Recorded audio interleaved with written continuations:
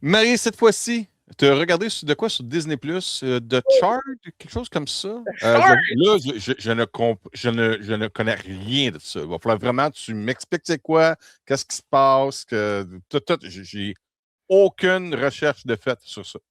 Ben écoute, The Shard, c'est la nouvelle série de Ryan Murphy. Ryan Murphy qui nous a quand même gâté cette année Ouais. avec The Beauty, avec All's Fair, qui a eu quand même, enfin qui est très prolifique comme réalisateur, surtout Ouais, c'est série des titres que tu m'as parlé, ça, sur déjà. Hulu. Ouais. Oui, exactement, c'est des séries dont on a déjà discuté. Puis on Mhm. retrouve encore ce style de Ryan Murphy, donc dans cette série cette série télévisée qui relate un groupe d'amis, de 4 amis dans les années 80 dans Beverly Hills, de Beverly Hills très huppé et très, tu vois, équitation, école privée, tout ça. Donc, on est avec des seniors, donc ceux qui sont encore à l'école, mais qui sont comme le cégep. Ouais, Euh, ouais. au high school, puis qui se retrouvent dans leur communauté avec un tueur en série qui tue justement des jeunes riches du quartier. Oh, oh. Et ça se veut plus ou moins au même moment qu'il y a eu les Charles Manson, compagnie, euh, etc., etc. Donc, c'est ça, tu sais, il relate une forme d'angoisse avec avec toutes sortes d'intrigues, à savoir justement, donc on a le personnage principal qui est vraiment très sympathique, qui s'appelle Brett, qui est interprété par Igby Wrigley, j'espère que OK. je prononce bien. On a d'autres acteurs qu'on connaît bien, donc Wes Bentley, on a Evan Rachel Wood que j'adore, que j'aime d'amour, puis on a Kyla Gerber, on a Hayes Warner, on a euh, plein d'autres acteurs, Graham Campbell, bref, on a plein d'acteurs qui sont quand même peu connus, mais qu'on a déjà vus un peu avant, puis qui font très belles interprétations de ces jeunes riches qui sont en mode qu'on appelle des TPMG, c'est des tout pour ma gueule, et qui sont tellement auto-centrés sur leur vie Les que TPMG! oui,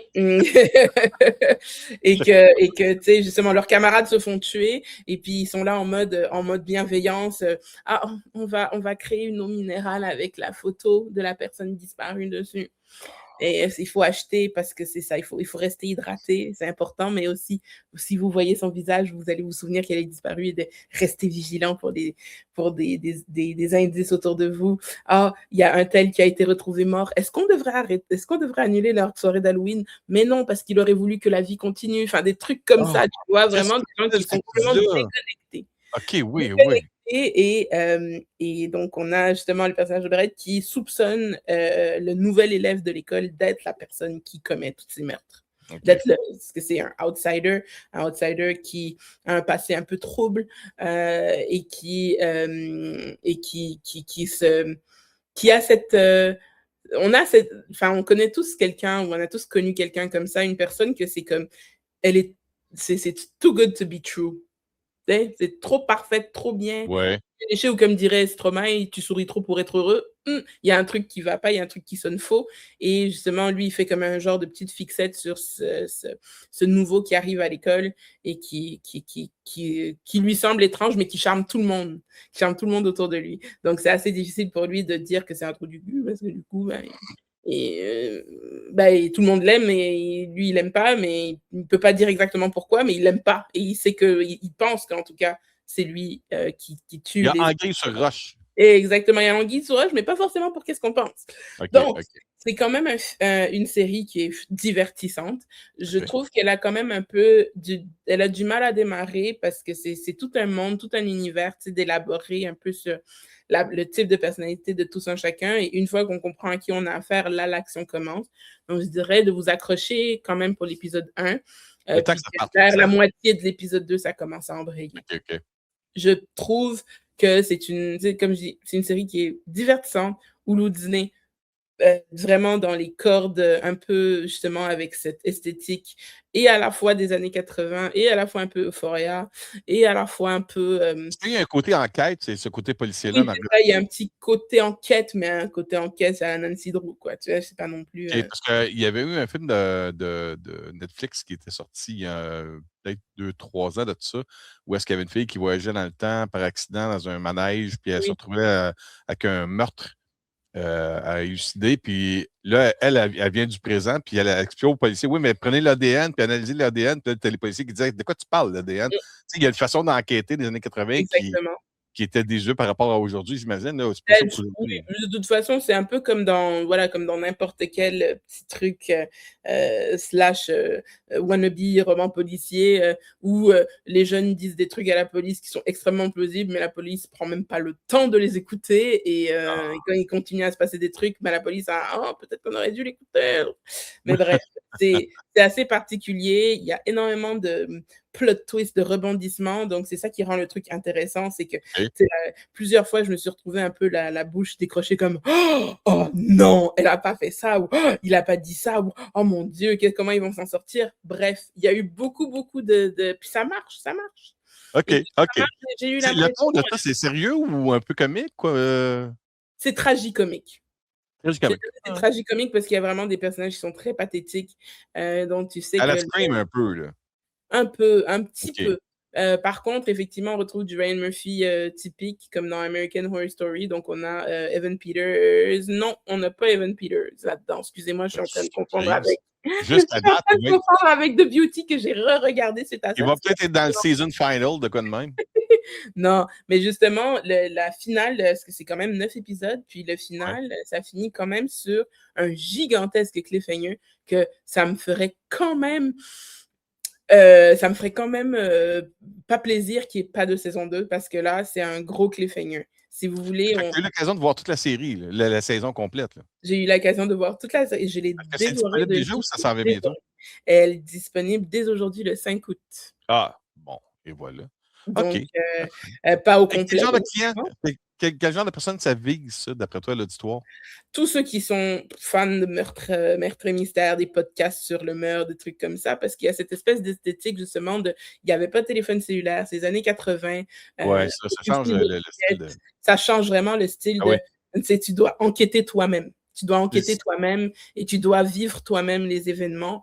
Alors, il y a beaucoup de clins d'œil, il y a beaucoup de grands classiques aussi du cinéma que j'ai beaucoup aimé, notamment Le Parrain, beaucoup notamment enfin plein de choses que c'est vraiment je vous laisse le découvrir par vous-même parce que vraiment c'est une série qui est extrêmement divertissante. Pour le coût du divertissement, je lui donne quand même un 3 sur 5 parce que 3 sur c'est 5. OK. c'est très divertissant. Je sais pas si je le regarderai à nouveau à l'instant T, mais c'est sûr que je la regarderai à nouveau un jour parce que vraiment, Lorsqu'il je y aura trouve la saison 2, tu peux te regarder ça vite, vite, puis, oui, oui, dès qu'il y aura la saison 2, je serai très intéressée à la re à me replonger dans cet ouais. univers. C'est un univers qui est très intéressant, avec quand même beaucoup de rebondissements. C'est sûr que, bon, la façon dont il y a certains acteurs qui jouent, ça se veut être parfois un peu boboche et un peu canari, mais je pense que c'est aussi pour matcher le le type de en tout cas, l'idée dont on se fait des gens, qui se laquaient la tête OK. Disons, avec la mise en pli Canary, de c'est quoi ça, Canary? bah, un peu canari qui chante un peu trop fort, mais qui peut chanter un peu faux. Ah, Des fois, il y a c'est certains c'est acteurs adorable, adorable, cette façon de décrire une personne. non, mais que c'est ça, c'est un peu aigu, un peu trop aigu parfois, puis tu es juste là comme: «D'accord, mais tu étais pas obligé de beurrer épais comme ça». Ouais. Tu Mais flattes ça, OK, OK. je pense que ça vient dans justement dans le sens du kitsch de cette, qui veut inspirer. C'est un genre de clou, enfin, en fait, de Clueless, Clou qui rencontre Clueless, Ouais. qui est revampé à la sauce des années 80. C'est super intéressant. Moi, j'ai, quand même tripé. Il y a beaucoup de parallèles qui ont été faits avec la pop culture, les Menendez Brothers, des trucs comme ça. Donc bref, je trouvais que en tout et pour tout, je trouve que Ryan Murphy est quand même un génie dans cette art-là de nous faire aimer des personnages détestables et nous faire détester des personnages aimables. Donc franchement, on a et mettre un pathétique, assez étalé. Ça faisait longtemps, moi, personnellement, que j'avais pas vu Evan Rachel Wood jouer dans une série, tellement longtemps que la première pensée que j'ai eue, c'était dans, True Blood. Voilà, c'est la dernière fois que je l'ai vu quelque part, c'était dans Dans True Blood. quoi? True True Blood, Blood. True Blood, OK, oui. OK. dans la série True Blood, qui a quand même qui a fini il y a ça au moins 10 ans. Oui, Donc ça fait bout, donc là. True Blood, ça oui, ça faisait un bout que je ne l'avais pas vu dans une série, donc je suis enchantée. Alors je dis pas qu'elle a pas fait d'autres séries, mais en tout cas que je l'ai pas vue dans une série comme ça qui est tellement, qui est qui est qui est une attraction pour les personnes de mon âge et surtout, elle joue une daronne, donc c'est assez particulier ça aussi, malgré le fait qu'elle est magnifique et elle a l'air elle a l'air de rajeunir, c'est assez particulier ça aussi.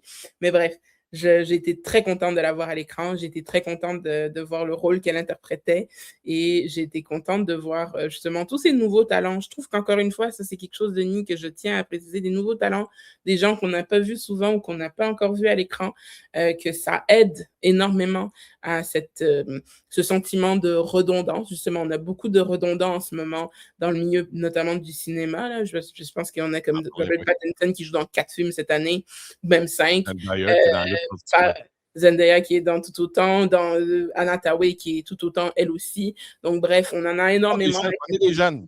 Il faut les Ça recruter pour ça, pour qu'ils deviennent des X-Men. Exact. Exactement, tu sais, ils les recrutent toutes pour qu'ils donnent X-Men, c'est juste genre, ah, non, mais ça fait du bien, ça fait plaisir de voir Oh, ouais. des gens qu'on n'avait pas vus ou qu'on n'avait pas encore rencontrés dans des rôles qui sont toujours aussi fascinants, le format télévision, le format série, pour le développement de personnages et pour le jeu d'acteurs. Donc ça, je trouve que je félicite Ryan Murphy d'avoir pris ce pari avec des acteurs qui étaient plutôt inconnus, avec quelques seniors connus. Et lui-même, qui essaie des nouvelles affaires aussi, là. Oui, exactement, puis ça marche très bien. Ça marche excessivement bien, puis je suis contente de cette série, sa 3e série de l'année, avec justement, cette fois-ci, à contrario des 2 autres, qui ont quand même des très, très, très gros noms comme Glenn Close, Sarah Paulson, même Naomi Watts et d'autres, Ashton Kutcher, tout ça. Là, on a des rôles qui sont plus des acteurs qui sont plus petits et qui Des newcomers, là. Ouais, ouais. mais par contre des newcomers, mais par contre je sens qu'ils vont être utilisés dans la prochaine saison de American Horror Story ou peu importe parce qu'il a cette tendance-là à fétichiser certains acteurs. Mais bon, écoute, je suis contente de voir que ça fonctionne justement, puis que justement, on est Hollywood est parti sur une belle lancée avec justement, on a vu par exemple Obsession, des nouveaux acteurs, etc. On a eu beaucoup de nouveaux acteurs cette année, puis je trouve que c'est rafraîchissant et ça aide beaucoup à digérer tout ce contenu qui est de plus en plus diversifié et de plus en plus divertissant. Donc voilà, c'est pour moi pour The Shards. Parfait. Merci beaucoup, Marie. On s'en parle très bientôt. À bientôt. Bye.